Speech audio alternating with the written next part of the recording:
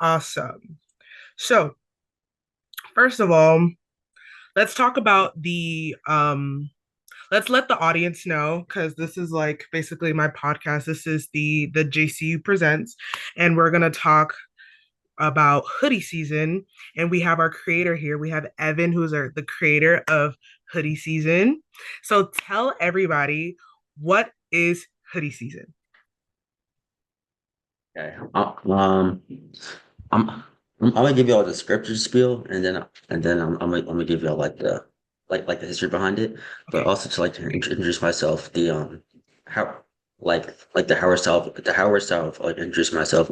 Hey y'all, my name's Evan. I'm a junior, rising senior, uh, film and television major, sociology minor from Pennsylvania, and I am the creator of Hoodie Season. And pretty much what Hoodie Season is, it is a documentary that explores the diverse lives of HBCU students. So not like your average athlete or like football player or like someone that's in like student government. It's just like the average student. And like yeah, it's kind of how we're coded in a way because like a lot of students at Howard are either like affiliated in like organization or like they're like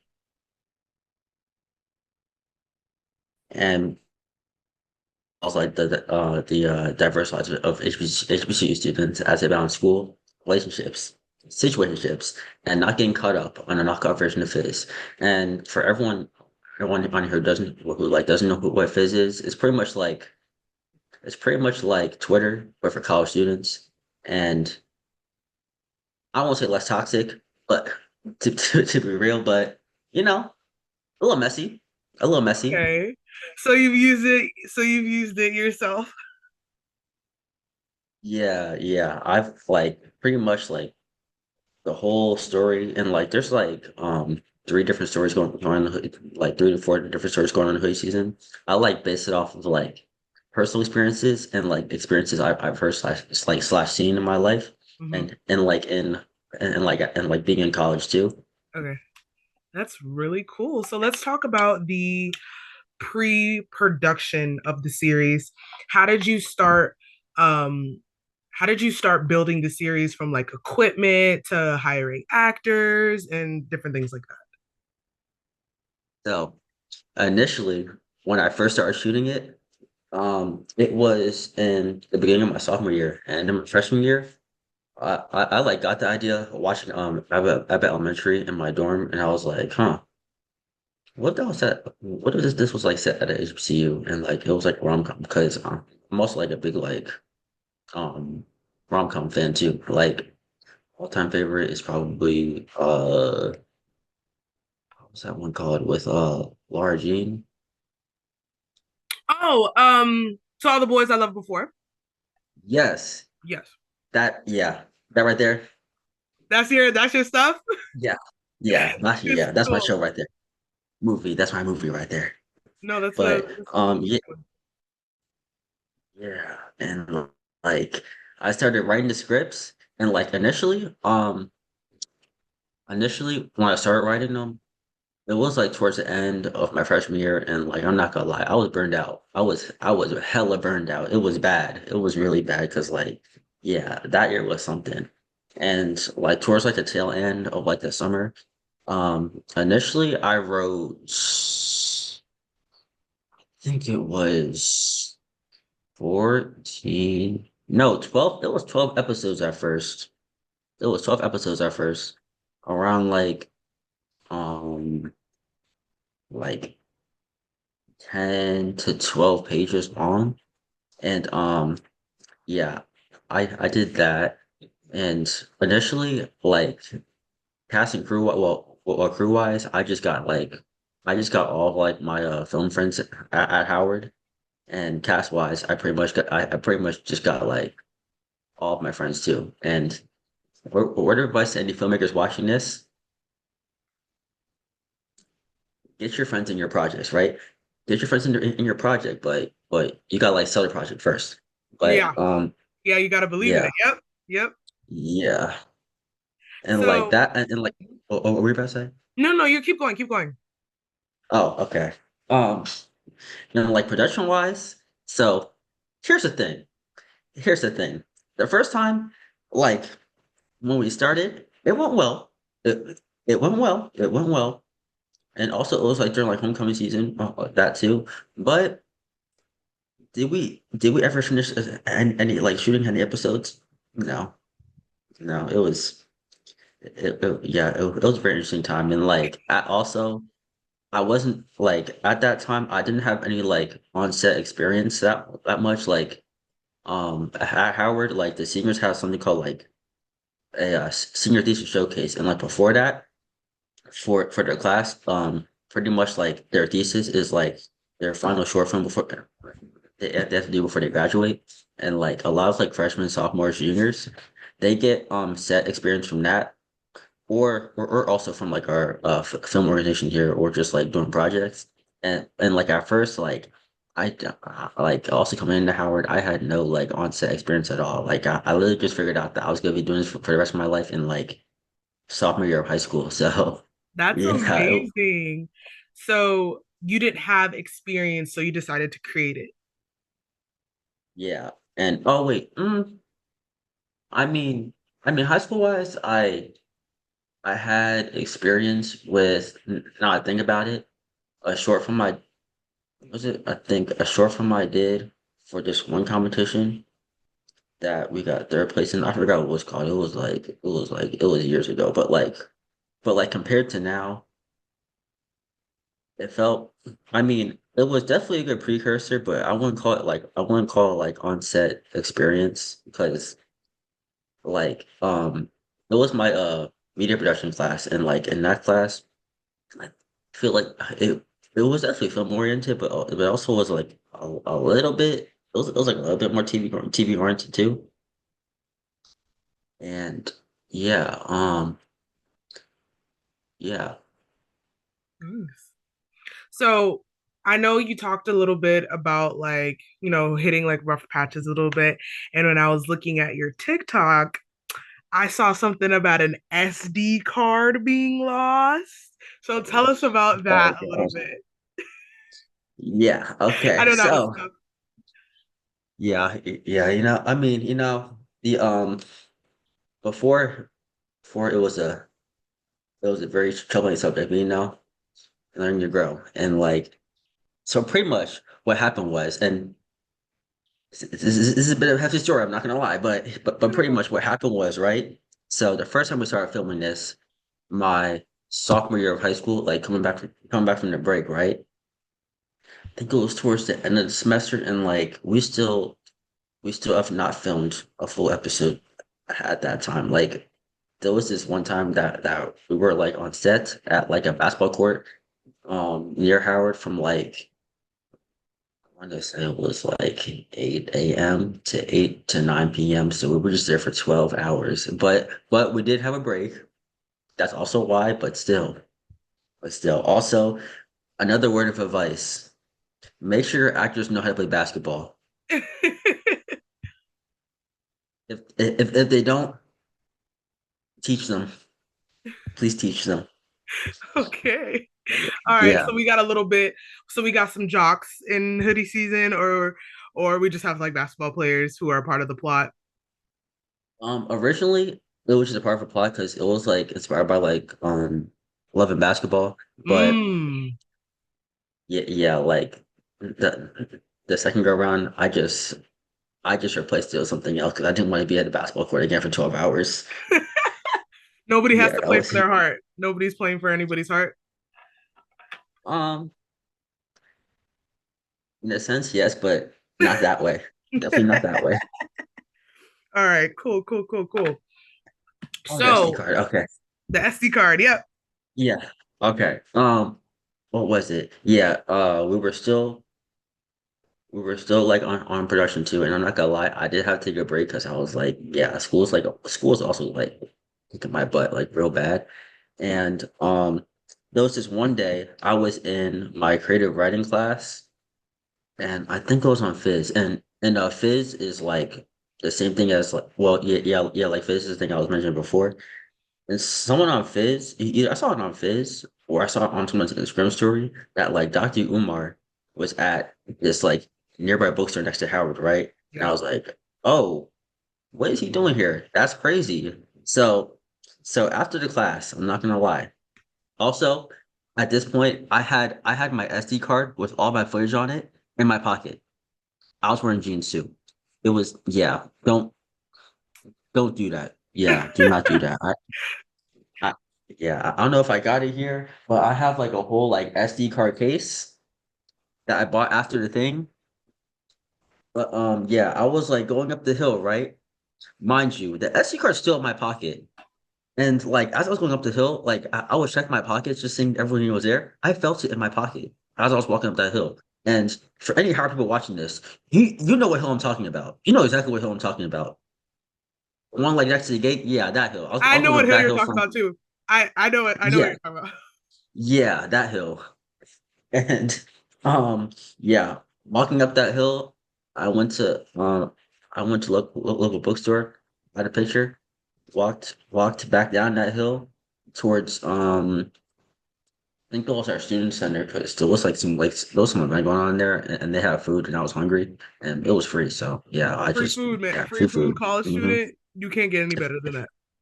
Right. If it's free, it's for me. If it's free, it's for me. It's for me. It's for me. Yeah. I love that. And yeah, I was in there and like I was in the line, right? I remember this distinctly. I remember this specific part distinctly. I was in the line. I was checking my pockets. I was like, huh, something is missing, right? So I take out everything. I hold it in my hand. I'm looking for my SD card. I was like,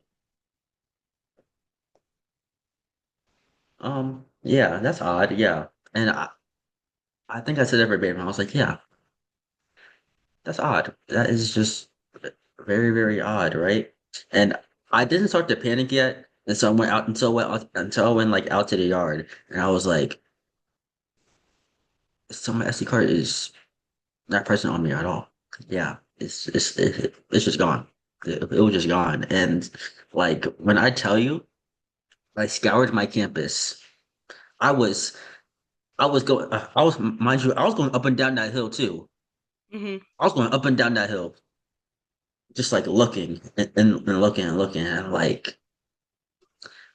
yeah, I just couldn't, I could not find that thing at all. And when I tell you, when I tell you, I was depressed. It was bad. It was bad. Yeah. It was really, really bad. And like at that point, I just had to I just like quit the show at that point. I was like, hey guys, Wow. so I lost the SD card. Yeah, I don't think we're filming this no more. And like I was like hella discouraged at that point. And like over the summer, like yeah, I was like still like very like discouraged too. And then like junior year coming back, like a lot of people on campus too who like knew about the show and like pretty much almost like the whole campus now like knows the show for him too. Yeah, it's kind of crazy to me, but yeah, I still see myself as like a regular student, but um like the summer junior year, like people were asking me, "Yo, when's it coming out?"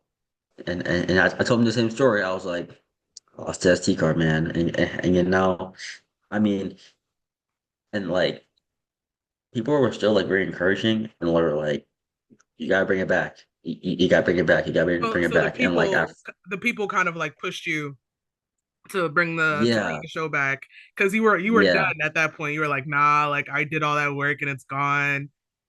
So the people, oh, yeah, that's really great. So your community basically was what pushed you. oh yeah, and like I like love the Howard community here. Administration, different story, but I love the Howard community here. It's like it's just really nice. Especially the Howard the Howard film community is like some of the most talented people I've ever like come across with. Like the singers that graduated, they had their showcase 2 days ago. All this the undergrad seniors and the MFAs and like the MFA mate and the MFA graduates had their showcase like 2 days ago, and like all of those films were so good. They, they were just amazing, and like I Awesome. know that they're all gonna go so far. No, I really love that. I love that you have a community that you're able to rely on, community that pushes you forward. That's really great. I love that about, your HBCU, go Bisons. Um, so you described Hoodie Season as Abbott Elementary meets Insecure. So we know the Abbott Elementary part that you were inspired by was the mockumentary. So for Insecure, what part of Insecure inspired Hoodie Season? Okay. So, um, well, first of all, I chose those two to be social media wise. I chose those two just to be like buzzwords, but like the insecure part is how insecure is shot. Like even though I had like a director role on this project, I'm more of like a cinematographer. Like I lean more towards like cinematography, and like my goal when I graduate is to mainly become a DP because I know like I mean I'll have some opportunities to be a director just like off the jump after I graduate, but the main job I really want to have is to be a DP and then like eventually switch to directing. And when I watched Insecure for the first time, I think it was recently. I finished watching Insecure like last Thanksgiving break, pretty like the last Thanksgiving period, pretty much. And one thing I really liked about it was like the cinematography of it, and that's also one of the shows that made me like fall in love with cinematography too. It was um, that Get Out, Nope, and Pacific Rim. Yeah, Pacific Rim, and um, the cinematography Insecure is like something that I was like really trying to go for on like a student budget, of course, because I don't got that. I don't That got the. HBO. I don't have that. Ari lesson money. Wish I did, but no, I don't got Yeah. that. Mm-mm. No, I totally get it. But So, um, but you did say you also said that it's gonna be about situationships, and we know Insecure was known for the messiness, known for the situationships, known for the cheating. And in one of your videos, oh yeah. you said that Issa should have ended up with Nathan. Look, Nathan was a good person. He was a good person. He was He a good just man. like mental health wise. Yes. Yeah. No, like I don't know why she ended up with Lawrence. I don't like that. I think we're I do not all like trying to that. I figure that mean, out. first of all, We're all trying to figure out yeah, why that's the case now. yeah, exactly. And like props to him. He's had I gotta admit, I'm also a Lawrence defender too because he has had he's had good character development. Like he's grown since season one. He's grown since season one. Yeah, he got a job. Yes. Right, right. And he's also a father too, black father. He's also a black father. But like yeah, like Nathan was just better. He was just better. He I don't get was. it. I just And besides the ghosting, I think he was better. I do. yeah. And like the ghosting. That minor miscommunication that can be worked through. That can be worked through. Can be worked through. Exactly. So one of the things, so when it comes to like black television these days, right now we have like a lot of stuff airing. There is Government Cheese on Apple TV, um, Dope Thief with Brian Tyree Henry. If you're familiar, if you watch Atlanta, you know Brian Tyree. Um, there's also Ianu's airing on Max and Cartoon Network. So there's a lot of black shows that have come out this year, and they're on these like major networks. But you're an indie web series maker. So how are you able to basically how does it feel to be able to basically be not to worry about making sure like these big networks um believe in you before you make your art. Like you're able to just make your art, you can post it on YouTube, you can put it on Substack. How does that feel for you to be able to like be the one who's in control and not like a major network?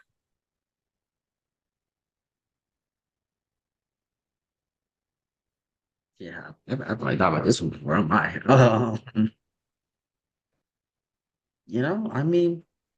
I mean, yeah, if it feels good to like not have like someone that's like, oh yeah, you gotta make this, that, and the third, or like you can have this, you have to have this in the story, you have to have this in the story, you have to have this in the story. Like for example, like Black trauma films, especially Black trauma films. Yeah, Like I know directors are definitely hindered from like what they want to do, and a lot of the power really either comes from the studio or the executive producer of the thing, because like they're the ones funding it, so they definitely have a certain agenda they want to do or absolutely. like fulfill. Yeah, absolutely. So yeah, I feel like what I'm doing right now is definitely like very, very like freeing in a way. And like I can also make content and like projects that like specifically like cater towards like my generation. Yeah. Cause like I know like a different world, like okay, great show, amazing show, but like there isn't that many like there isn't that many like black college shows that like specifically cater towards like Gen Z. Like I know like All American Homecoming. Yeah, yeah, yeah, that. Yeah, grownish a little bit. I kind of see that as like millennial, but I don't know. I don't know. Grownish was not my cup of tea. I won't lie to you. Yeah, no. I feel like I did not get that season one. I did not watch the past season one either, and I feel like Mm-mm. Grownish was written by like not even millennials, but like people who are older than millennials. Like it was not Yeah, written by like zillennials or anything like that. But yeah, and you're Gen Z, so you're how is the show specifically Gen Z? Like what makes it a well, Gen Z college show? for one, social media, definitely social media. There's definitely like a bit. Well, there's like a big use of social media. Social media. Well, I mean, a big slash subtextual use of social media, like with like the knockoff Fizz, and also I think it's also how just like how people of my generation like interact with each other, and like as you've seen like on TikTok, like the gender war discourse, Oh my that's gosh. also in there too. Oh my Yeah, gosh. Oh my gosh. yeah, The diaspora, the gender wars. Oh my gosh. yeah, yeah. It's and like this, and specifically like the situation one. I'm not gonna spoil anything. I'm not gonna spoil No, anything, you can't spoil but anything. We can't spoil anything. like yeah, that's it's in there. It's in there, but it's not how you would really expect it to be, if that makes sense. Okay. Okay, cool. What about like a lot of people talk about slang? Like, what about that? Like, like African American vernacular English, always people say that it's the same thing as Gen Z slang, and it's just like not really. I mean, yes and no, because it's like there is Gen Z slang specific to like there is AAVE specific to Gen Z, and there's also AAVE that is specific to millennials. So like, how did you make it like Gen Z AAVE? Like, how did you slide that in there and make it feel like natural and not like forced? Like maybe a lot of shows might be forced.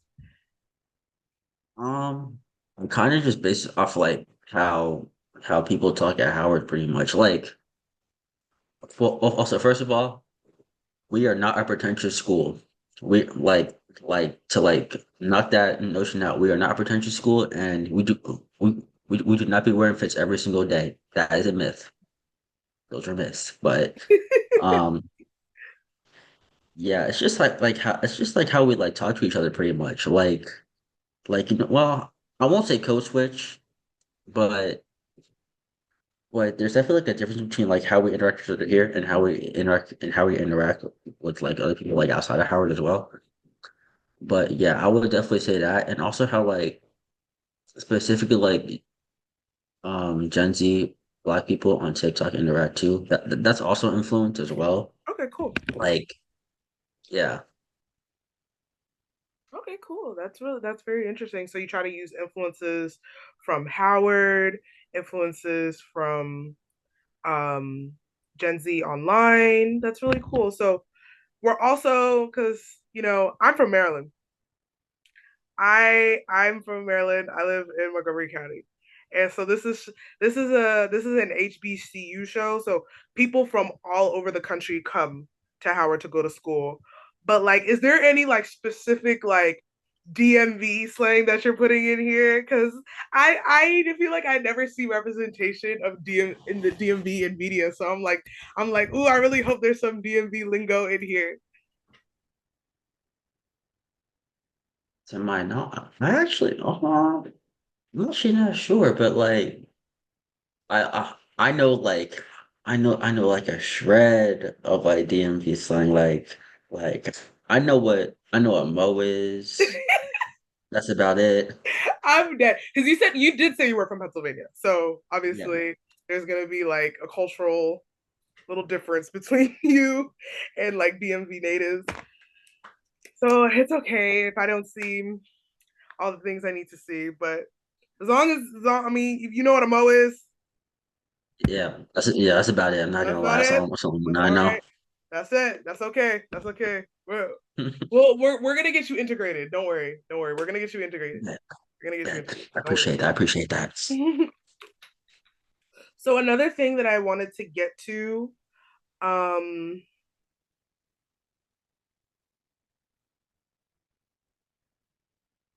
honestly, a lot of what you said, like a lot of the questions that I had for you, you already answered it. Like, like in your talks, I was going to ask you like what aspects of HBCU culture did you put in, and you technically already answered that.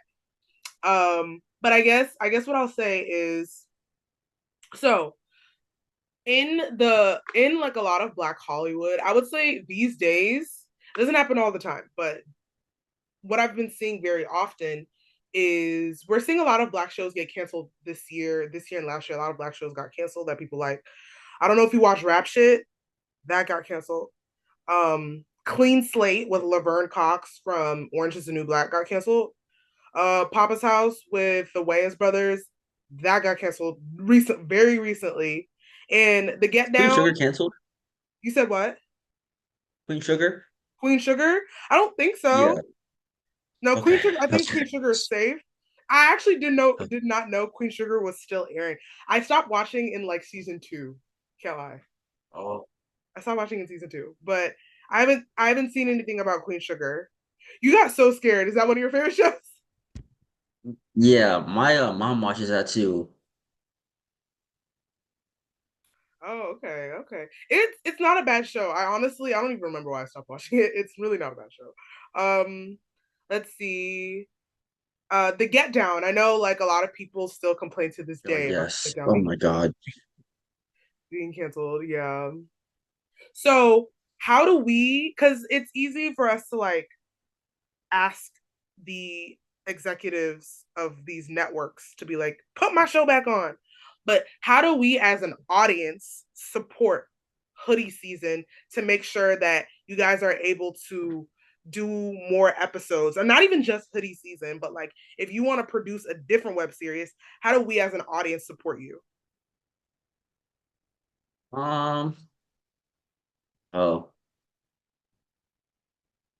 I think. Hmm, the best thing I say just keep watching. Keep watching. Uh, uh not to shamelessly plug, but, follow me on our platforms.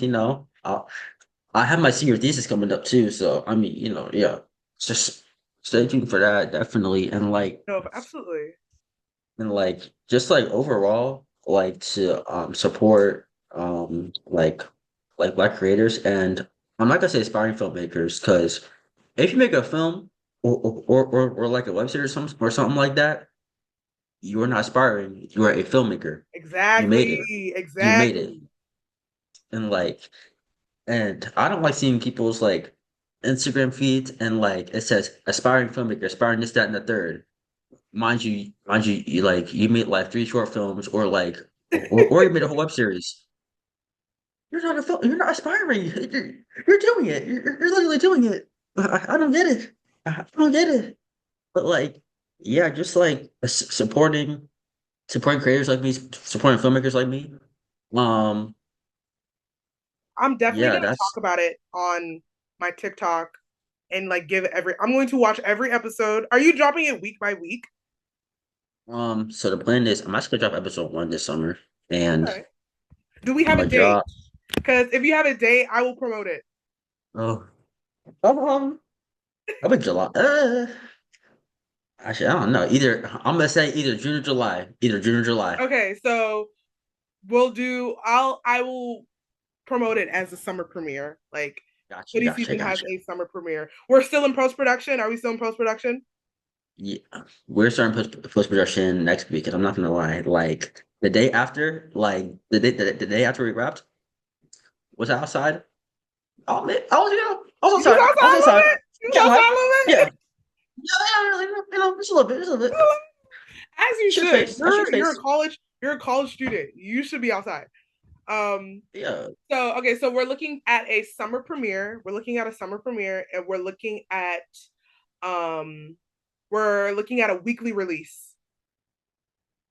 yeah. And like the goal is just to keep retention, because like it's also catered to Howard students too. It's gonna be like one day, like there's gonna be two episodes a week. So like Two so episodes. like let's say Tuesday episode two drops.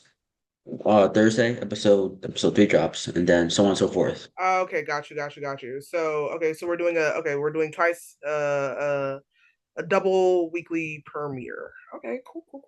Yeah, Twice a week premiere of each episode. Um yeah, I'm definitely because we gotta support indie, especially indie. Um so I'll definitely put the word out there on my TikTok because that's like my thing. I'll review every episode. I'll do a live watch if I have to. Like that is make sure and it's going to drop on YouTube. We yes, have 5 minutes left. So I just want to make sure that like the people know. So it's gonna drop on YouTube. yeah, Okay, it's gonna premiere on A- YouTube. Okay, and and then it also might be on I'm not gonna say which, but it might be on a couple other a couple platforms. other That's all I'm gonna say. platforms. A Okay. couple other platforms. Okay, cool. Okay, a couple other platforms. Was there anything else that you wanted to let the audience know about Hoodie season, about the premiere, that you're like, I need to get this off my chest? It's gonna be messy. It's gonna be messy. It's gonna be messy. I'm looking forward to the mess. I love mess. Yeah, I love mess, and I love that it's a Gen Z show. That's like it's so hard to find Gen Z shows because I feel like Gen Z, you haven't really seen them in the entertainment industry that when it's written by Gen Z. Like we have a lot of Gen Z written by boomers, written by millennials, written by Gen X, whatever it is. But we don't have a lot of Gen Z written by actual Gen Z.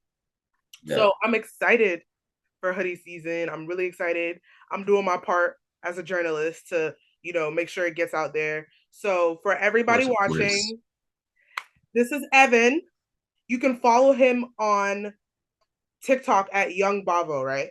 I'm gonna put everything Yeah. in the caption too. But you can follow Okay, him bet. on TikTok and you can keep up with all the behind the scenes and the little TikToks he makes because he loves a little promotion video on TikTok. Yeah, I So know, you I'm can not gonna follow lie. him there. And you can follow me on TikTok as well at the JCU at __ the JCU. I will be talking about Hoodie season and other Black TV shows. So we're gonna promote. We're just gonna keep promoting. We're gonna keep supporting indie filmmakers, Black filmmakers, everything, all of the above. Evan, I want to thank you so much for chatting with me. This is Issa Rae says you got to network across, and Right. I'm Yep, yep, she says yep, you got to yep, network yep, across. yep, yep.